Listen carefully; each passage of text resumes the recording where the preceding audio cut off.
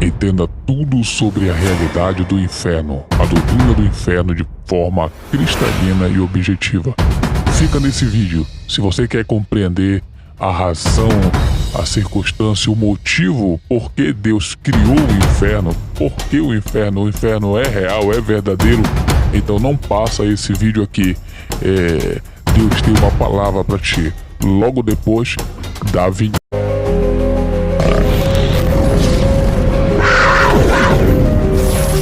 Segundo o Dr. Norman Geisler, vamos entender a questão do inferno. Mas não é só isso, a gente vai entender nos mínimos detalhes o que é o inferno e a doutrina do inferno. Primeiro, a gente vai ver a existência do inferno na nossa série de vídeos. Não perca essa série completa com minuciosidade sobre a questão do inferno. Vamos ver a existência do inferno.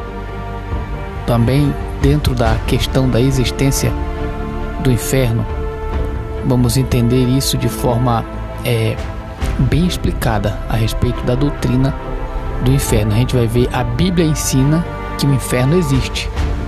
Olha só, a Bíblia ensina que o inferno existe.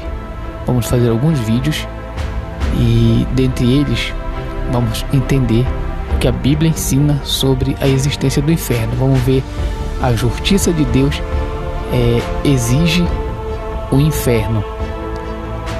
Vamos ver o amor de Deus exige o inferno, para a gente entender a questão da realidade do inferno, o motivo da existência do inferno.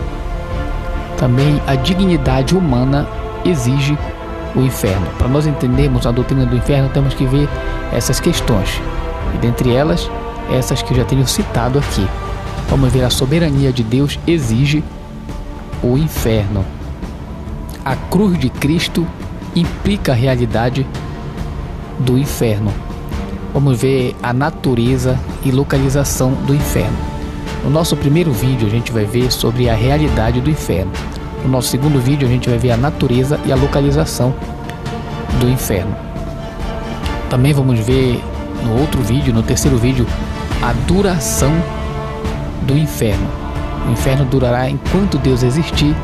O inferno durará enquanto o céu durar.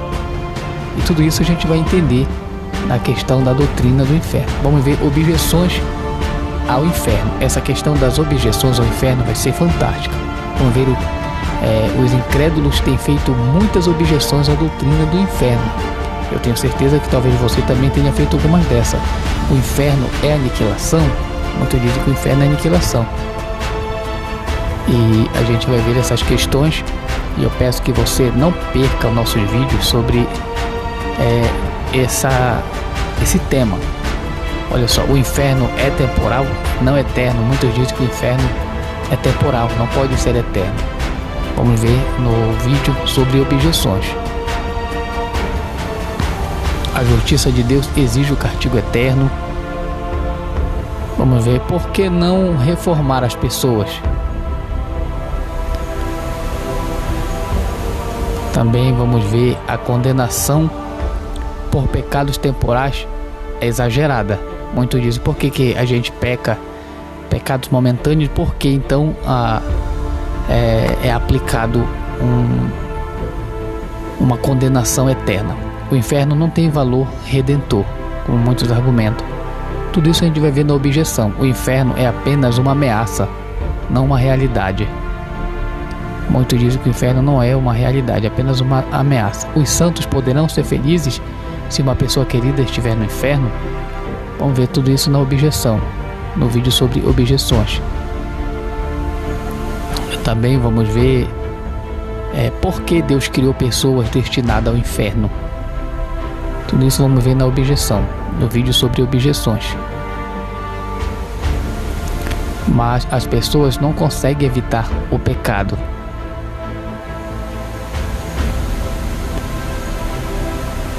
E, enfim, a gente vai ver também, para finalizar, a razoabilidade do inferno. Por enquanto, a gente vai se deter somente na questão da existência do inferno. Olha só, redobre a sua atenção. O inferno já foi chamado de cruel, desumano e bárbaro. Bertrand Russell, um grande erudito inglês disse que quem ameaça pessoas com o castigo eterno, como Jesus fez, claro, Bertrand Russell é um cético, ele disse que quem faz isso como Jesus fez, de ameaçar as pessoas com o castigo eterno, é desumano. Os incrédulos em geral têm questionado a existência e a justiça do inferno. Os cristãos ortodoxos, no entanto, católicos e protestantes, têm defendido a realidade e equidade do inferno. Nosso primeiro vídeo dessa série é sobre a existência do inferno. Vamos se deter neste vídeo simplesmente sobre a existência do inferno. O inferno existe? Ele é real? Então vamos ver. A existência do inferno tem sido defendida por argumentos baseados nas escrituras e na razão humana. Jesus ensinou a existência do inferno e ele falou mais do inferno do que qualquer um dos outros apóstolos ou qualquer um dos pregadores. As escrituras afirmam enfaticamente a doutrina do inferno. Algumas das afirmações mais fortes de que existe o inferno vem de Jesus Cristo, a segunda pessoa da Trindade. Ele falou mais sobre o inferno do que sobre o céu. Jesus advertiu: não tenho medo dos que matam o corpo, mas não podem matar a alma. Antes tenho medo daquele que pode destruir tanto a alma quanto o corpo no inferno. Em fala em Mateus 10, versículo 28. Ele acrescentou sobre aqueles que o rejeitam: assim como o joio é colhido e queimado no fogo, assim também acontecerá no fim desta era. Mateus 13, versículo 40. No sermão profético proferido no Monte das Oliveiras, nosso Senhor disse que no juízo final Deus dirá aos que estiverem à sua esquerda: malditos, apartem-te de mim para o fogo eterno, preparado para o diabo e seus anjos. Em Mateus 25, versículo 41. Sobre a seriedade do perigo do fogo, Jesus advertiu: se a tua mão o faz tropeçar, corte-a. É melhor entrar na vida mutilado do que tendo as duas mãos e ir para o inferno, onde o fogo nunca se apaga. Ele fala isso em Marcos capítulo 9, versículo 43. A realidade do inferno é óbvia segundo a história vívida contada por Jesus em Lucas 16. Essa história é diferente de uma parábola, já que nela Jesus usa o nome real de uma pessoa, que é Lázaro. A história fala do destino de um rico e um mendigo, Lázaro, após a morte. E a parábola é a seguinte: havia um homem rico que se vestia de púrpura e de linho fino e vivia do luxo todos os dias. Diante do portão fora deixado um mendigo chamado Lázaro, coberto de chagas. Este ansiava comer do que caía da mesa do rico. Até os cães vinham lamber as suas feridas. Chegou um dia em que o mendigo morreu e os anjos o levaram para junto de Abraão. O rico também morreu e foi sepultado no Hades, ou seja, tem tradução que diz no inferno, onde estava sendo atormentado. Olhou para cima e viu Abraão de longe, com Lázaro ao seu lado. Então chamou: pai Abraão, tem misericórdia de mim e manda que Lázaro molhe a ponta do dedo na água e refresque a minha língua, porque estou sofrendo muito neste fogo. Mas Abraão respondeu: filho, lembra-te de que durante a sua vida você recebeu as coisas boas, enquanto que Lázaro recebeu coisas más. Agora, porém, ele está sendo consolado aqui e você está em sofrimento. Além disso, entre vocês e nós há um grande abismo, de forma que os que desejam passar do nosso lado para o seu, ou do seu lado para o nosso, não conseguem. Ele respondeu: então eu te suplico, pai, manda Lázaro ir à casa de meu pai, pois tenho 5 irmãos. Deixa que eles os avise, a fim de que eles não venham também para esse lugar de tormento. Abraão respondeu: eles têm Moisés e os profetas, que os ouçam. O homem disse: não, pai Abraão, disse ele, mas se alguém dentre os mortos fosse até eles, se arrependeriam. Abraão respondeu: se não ouvem a Moisés e aos profetas, tampouco se deixarão convencer, ainda que ressuscite alguém dentre os mortos. Lucas 16, versículo 19, 31. O que é bom a gente frisar nessa passagem é o seguinte: o versículo 22 e o 23 e o 24 diz: veio a morrer o mendigo e foi levado pelos anjos para o seio de Abraão. Morreu também o rico e foi sepultado no inferno. Na Bíblia RC, revista corrigida. No inferno ergueu os olhos, estando em tormento. Olha só, no inferno e em tormento, e viu ao longe Abraão e a Lázaro no seu seio. E clamando disse: pai Abraão, tem misericórdia de mim e envia-me Lázaro para que molhe na água a ponta do dedo e me refresque a língua, porque estou atormentado nesta chama. Então aqui a gente vê a figura real do inferno, pregada pelo próprio nosso Senhor Jesus Cristo. A Bíblia ensina que o inferno existe. Outros escritos inspirados do Novo Testamento afirmam a existência do inferno. Talvez o relato mais detalhado seja o de Apocalipse. O Apocalipse de João. Ele diz o seguinte: depois vi um grande trono branco e aquele que nele estava sentado. A terra e o céu fugiram da sua presença e não se encontrou lugar para eles. Vi também os mortos, grandes e pequenos, em pé diante do trono, e livros foram abertos. Outro livro foi aberto, o livro da vida. Os mortos foram julgados de acordo com o que tinham feito, segundo o que estava registrado nos livros. O mar entregou os mortos que nele havia, e a morte e o Hades entregaram os mortos que nele havia. E cada um foi julgado de acordo com o que havia feito. Então a morte e o Hades foram lançados no lago de fogo. O lago de fogo é a segunda morte. Aqueles cujos nomes não foram encontrados no livro da vida foram lançados no lago de fogo. Apocalipse capítulo 20, versículo 11 e 15 fala dessa passagem da Bíblia. O apóstolo Paulo falou da separação eterna de Deus, dizendo: quando o Senhor Jesus foi revelado lá dos céus com seus anjos poderosos em meio às chamas flamejantes, ele punirá os que não conhecem a Deus e os que não obedecem ao Evangelho de nosso Senhor Jesus Cristo. Quer dizer, quando ele vier, vai sobrar tanto por incrédulo quanto por falso crente. Eles sofrerão apenas de destruição eterna, a separação da presença do Senhor e da majestade do seu poder. Fala em 2 Tessalonicenses capítulo 1, versículo 7b e o versículo 9. O autor de Hebreus acrescenta, olha só, ele diz, uma observação de finalidade: o homem ou aos homens está destinado a morrer uma só vez, e depois disso enfrentar o juízo. Hebreus 9, versículo 7. A justiça de Deus exige o inferno. Além das afirmações diretas, as escrituras oferecem razões para a existência do inferno. Uma é que a justiça exige a existência do inferno, e Deus é justo, como está em Romanos 2. Ele é tão puro e imaculado que não pode sequer ver o pecado, como está em Abacuque capítulo 1, versículo 13. Deus trata a todos com igualdade, pois em Deus não há parcialidade, como está em Romanos 2, versículo 11. Como Abraão declarou, não agirá com justiça o juiz de toda a terra, em Gênesis 18, versículo 25. O Salmo 73 representa as passagens que ensinam que nem toda justiça é feita nessa terra ou nessa vida. Os perversos, eles parecem prosperar, no versículo 3.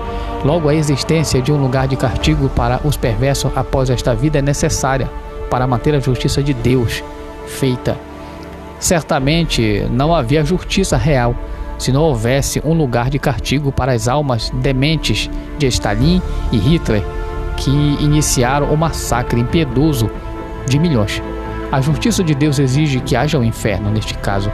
Jonathan Edwards argumentou que mesmo o único pecado merece o inferno, já que Deus é eterno e santo, não pode tolerar nenhum pecado. Cada pessoa comete muitíssimos pecados em pensamento, palavras e ações. Tudo isso é intensificado pelo fato de que rejeitamos a imensa misericórdia de Deus. Acrescente-se ainda a prontidão do homem em reclamar da justiça e misericórdia de Deus, e temos evidências abundantes da necessidade do inferno. Se tivéssemos verdadeira consciência espiritual, não ficaríamos abismados com a severidade do inferno, mas, disse Jonathan Edwards, mas sim com os nossos próprios pecados, a nossa própria depravação. Fala Jonathan Edwards. O amor de Deus exige o inferno. A Bíblia afirma que Deus é amor, em 1 João 4,16. Mas o amor não pode agir coercivamente. Ela não pode agir assim. O amor de Deus não pode agir coercivamente, apenas persuasivamente. Um Deus de amor não pode forçar as pessoas a amá-lo.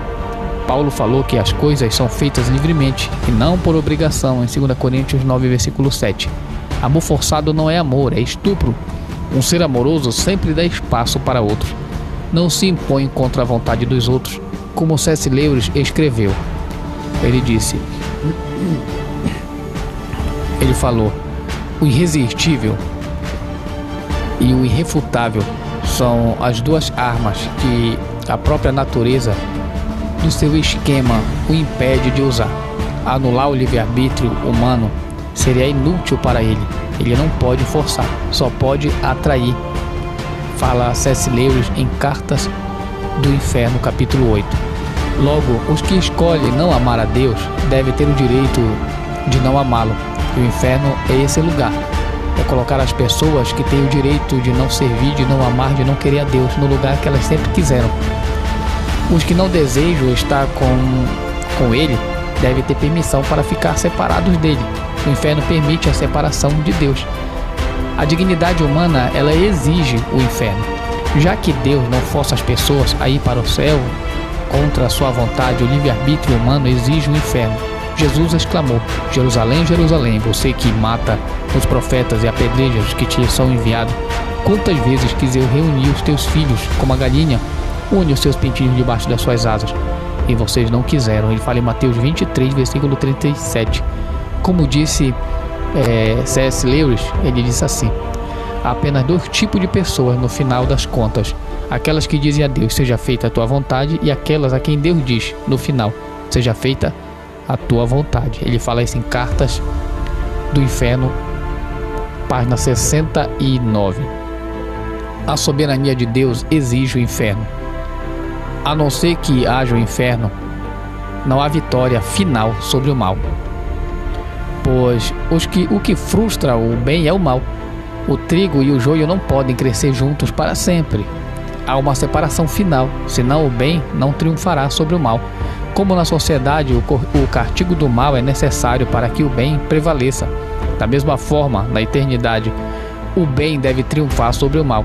Se isso não acontecer, Deus não está no controle total. A soberania de Deus exige o inferno, senão ele não seria o vencedor final sobre o mal que a Bíblia declara que ele é, como você pode ver em 1 Coríntios 15, versículo 24 ao 28 e Apocalipse 20, versículo 22. A cruz de Cristo implica a realidade do inferno. No centro do cristianismo está a cruz.